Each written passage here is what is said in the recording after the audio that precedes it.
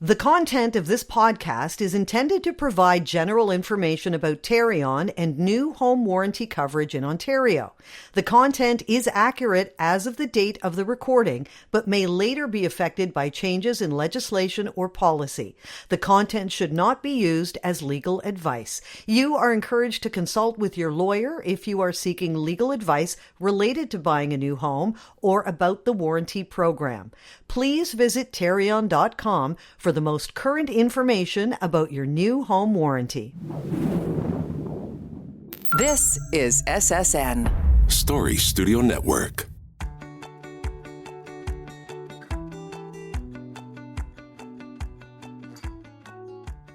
You are the proud owner of a new home or condo in Ontario. You know there is a warranty that comes with your home, but do you know how it works?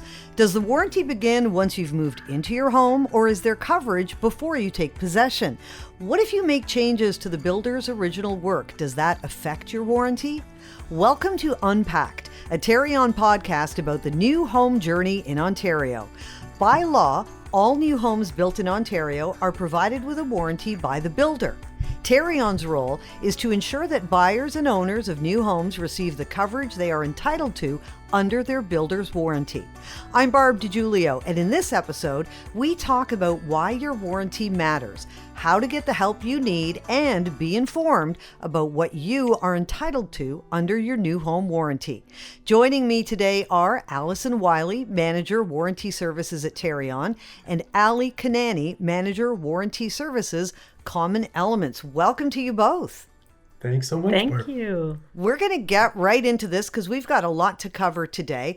I'm going to start with Alyson. I want to talk about the kinds of warranty protections that are there before a buyer takes possession. Can you tell me about some of those? Sure. So basically, Barb, we have three types of warranty protections that are present before the buyer takes possession. The first one I would classify as deposit protection. And that's for situations, where the builder goes bankrupt, a project might be canceled, or maybe the deal was terminated lawfully for some reason. So freehold homes base this coverage amount on the selling price of the home. So for a home that sells for up to $600,000, the maximum will be $60,000 for that. Any home that sells for over $600,000, but the maximum basically for deposit protection on freehold is $100,000. Now, condo protection is a little bit less because there are provisions in the Condo Act that require developers to keep some deposits in trust. So that's a little bit of a different calculation, but the protection that we have right now is about $20,000 for a condo unit. The second type of protection we have is delayed closing or occupancy protection. So this happens in situations where a builder improperly delays the closing date or the occupancy date. And that covers additional expenses like moving, accommodation, storage, things like that.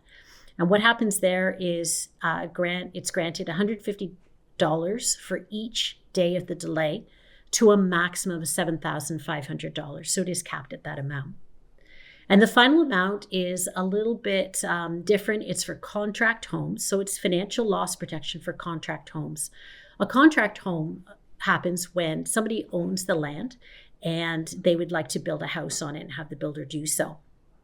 So if the deal between the builder and the owner falls through before the completion of the home, there's up to $40,000 that will cover the difference between what was paid to the builder and what the builder actually constructed. So there are three different types of pre-possession warranties: deposit protection, delayed closing and occupancy protection, and financial loss protection specifically for contract homes. All right. Well, thank you for covering those and in such detail. That was great. Now, I know the warranty is broken down into 1 year, 2 year, 7-year warranties. Maybe I can go to Ali for this. Can you talk a little bit about what is covered by the different warranties? Yeah, no, I'd love to, Barb. So there are definitely three segments of the warranty, like you mentioned: the first year, the second year, and the 3 to 7 year major structural defect warranty coverages. The first year warranty is definitely the most overarching or has the largest scope. I would kind of compare it to your bumper to bumper warranty. So that general warranty protects against any defects in workmanship or material. It also protects against unauthorized substitutions of materials. When I'm speaking of unauthorized substitutions, I'm talking about something that was promised to purchasers in their purchase and sales agreement or like documentation but wasn't delivered. And then it also protects against any violations of the Ontario Building Code. We then go to your second year warranty, and that coverage narrows a little bit. Your second year coverage protects against defects in systems. So we're talking about your electrical system, your plumbing, and heating and delivery and distribution system. We're also protecting purchasers against water penetration issues. That could be above grade or below grade, meaning through the building envelope or through your basement. And then it also protects against Ontario Building Code violations, but more specifically, health and safety violations of the Ontario Building Code. And then the last segment of the warranty, which is your 7-year warranty, that covers against major structural defects. Just by the name itself, structural failure is a large component of that warranty. And then second to that comes any defect that could stop a unit owner from enjoying the use of that home itself, whether that be like hazardous substances such as mold or radon. Okay. And so I know that there is a difference between warranty coverage on freehold homes versus condos. We've talked about a little bit about that with the deposit protection. Alyson, maybe you can go into a little bit more detail on the difference between the coverage for freehold homes and condos. Sure. So condominiums specifically come with 2 sets of warranties. So the first one is a unit warranty, and that applies to anything that's within the boundaries of your unit that you live in. And it's important for homeowners to realize what those boundaries are. So definitely, if you're considering purchasing a condominium, check your condo documents to confirm as what is included as part of your unit, because different condominiums have different unit boundaries to them. Now, the second type of warranty is a common element warranty, and that tends to cover shared areas like a lobby, a fitness center, party room, the garage, etc. And this warranty also covers what is specifically called an exclusive use common element. A good example of an exclusive use common element would be a balcony, because you use it privately, but it is part of the common element warranty on the building. So it's important to differentiate between the two and understand them, because it makes it a lot easier in the house owning and house buying journey. And if you have a concern with a common element and you live in a condominium unit, you need to report it to your condominium board. That is the first step in bringing issues forward that there may be deficiencies in your building. Right. And good point, because this is a really specific thing about knowing what a common element is. And as a unit owner with a common element, you report to the condo board. You don't deal directly with the builder. Okay. And Ali, is there a difference as to when the warranties start? Oh, there most definitely is. So when it comes to the freehold warranty, or the warranty that deals with units and what unit owners own themselves, that warranty commences when the purchasers take possession of the home itself. For the condominium units, that warranty actually begins at interim occupancy, right? Because the building doesn't technically belong to them, or the unit doesn't belong to them until registration itself. Now, the common element warranty, on the other hand, commences on the date of registration for the condominium complex as a whole. Okay, let's go over that again. I just want to ask you a couple things. You said freehold units, but you're talking about freehold homes. Mm-hmm. For that one, it starts on the day that the purchaser takes possession of the home. For condo units, it's when the purchaser takes interim occupancy of the unit. And we go into this on another episode. It's a really interesting piece that the ownership doesn't exactly happen until the project is finished and registered. And then the common elements warranty starts when the project is registered and the new condo corporation is created. Did I get that right? That is bang on, Barb. Oh, I'm so glad to hear it. All right, let's now talk about what kinds of things aren't covered. I know that we probably won't be able to talk about everything, but Alyson, let's highlight some of the things that are not covered by the warranty? Sure. So the warranty is the builder's warranty, and there are certain things that are not covered by it. And I could sort of group them into 3 or 4 main categories. The first item that wouldn't be covered is any alteration that's made by the homeowner.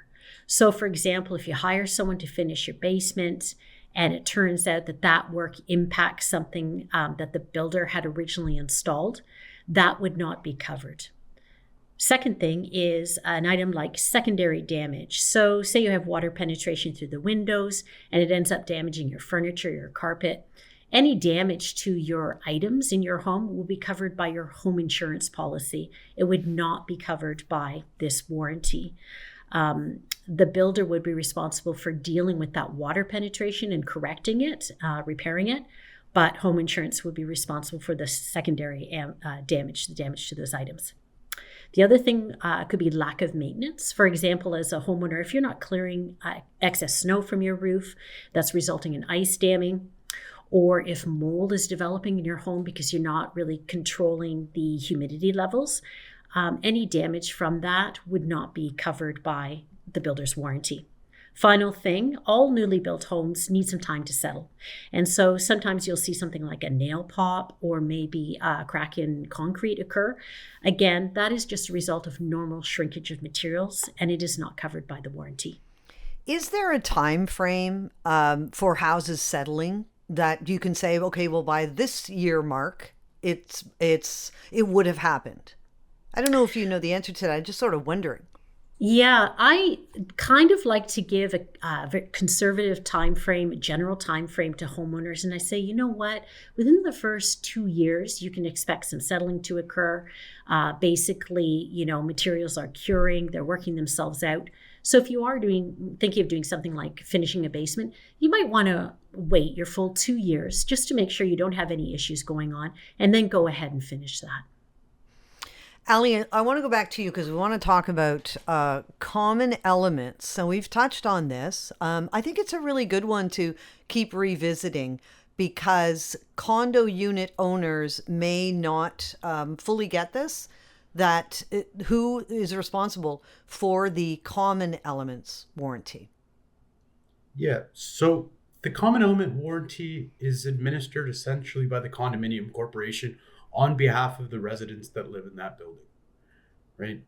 So what ends up happening is the condominium corporation will retain a professional engineer. We usually refer to him as the auditor, and they will complete something known as a performance audit on the building, right? That performance audit will usually include a walkthrough of the project, a review of the drawings and the registered declaration description, unit owner surveys, for sure, are commonly part and parcel of that performance audit. And that performance audit will encompass all claims that the condominium corporation is putting forward on the unit owner's behalf. And then basically the common element warranty follows the exact same process and procedure as the freehold warranty, except the timelines are slightly different. So condominium corporations will end up submitting a first-year performance audit. That'll be after the first year after registration. And then they'll submit a second-year performance audit after the second year after registration or upon the anniversary of the second year of registration. And then the vendor is given a builder repair period, which is an 18-month builder repair period that starts after the first anniversary of registration. Okay. And when it comes to making warranty claims, people obviously want to make sure they do it properly. Alyson, what do owners need to know about making a warranty claim? There is a very specific warranty claims process that needs to be followed. There's a lot of information about that on Tarion.com.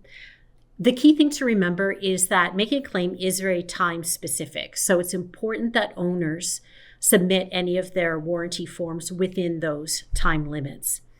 Any claim or issue should be brought up to the builder first. We always recommend that homeowners communicate right away with their builder, make them aware that there's an issue, make them aware that a warranty form is going to be submitted to Tarion, and to work with the builder and allow the builder to come in and make repairs and work with them to resolve. Claims should also be reported to Tarion so that we can kind of keep an eye on it. Tarion can absolutely step in if necessary. But again, the timelines come into play there. So once a warranty claim form is submitted to Tarion, Tarion must allow the builder a certain time frame to do repairs before we can come out and sort of get involved with the item. So again, the importance of working with the builder is underlined there. Finally, Tarion has a portal called the My Home Portal, and it's a very great, convenient resource for homeowners to use to submit their claims. You can do it all online in real time. Once that claim's submitted, we allow a builder repair period to occur, and then we can follow up on the item and assist the homeowner further if necessary. Does Tarion ever have to remind homeowners that, these are the steps that you need to go through? Because I can imagine if I were in that position, I'd probably be a little bit impatient. Just somebody help me. Sure. Yeah, and I mean, the important thing to remember, and again, there's more information on Tarion.com, but if there is an emergency, for example, water is coming into the foundation or the building envelope, homeowners can feel free to contact Tarion right away. And again, their builder has, 24 hours to react to something of an emergency nature. But under the Act, it's very specific what the builder repair timelines are. And on the My Home portal, the homeowner is reminded of what those time periods are. So basically, once a claim form is submitted, the builder has 120 days in order to deal with, to have a repair period in order to deal with any items. Hopefully, the builder will act on it much, much quicker than that, but that is the timeline that we have to allow the builder before we get involved. And when it comes to the warranty, let's go into this a little bit deeper. Ali, I'm going to give this one to you. What roles do the homeowner or condo board, builder, and Tarion all play in this process? So every party has a unique role to play in the process. Starting with the homeowners, it's important that they understand the warranty coverage, how they're to be submitting claims, and an understanding of the timelines for when those claims need to be submitted. Right? They also need to appreciate that as soon as an issue does arise, they should be putting in these warranty service requests to their builder as quickly as they can. And they should make sure that the builder has the opportunity to access the home. Another important thing that gets overlooked sometimes, homeowners have to make sure that they maintain their home to keep their warranty intact. That is extremely important. When it comes to builders, well, it is their warranty, right? And it being their warranty, they must make sure that they're providing the pertinent warranty information to purchasers at the time that they purchase, right? They must also make sure that they're investigating and responding to warranty service requests as they come in, and they're resolving the valid warranty claims, right? Now, Tarion's there to backstop the builder's warranty. That being said, we're here to help facilitate disputes between builders and homeowners, make sure that the parties have all the necessary information to understand their warranty claims and understand if they're covered. And then in the event that the builder fails to honor their warranty, Tarion will backstop it and we'll step right in and make sure we resolve those claims directly with the homeowners, whether that be through doing work or via monetary compensation. Yeah, and we also want to let people know, and again, there are, so many great episodes of this series that we cover a number of different things, but we want to remind people that builders really do want to make homeowners happy. So hopefully in many cases, the issue can be resolved without Tarion having to backstop it. But there will be situations where Tarion will get involved. And I think that sort of message, Ali, is, we're here for you if you need us. I think that's bang on.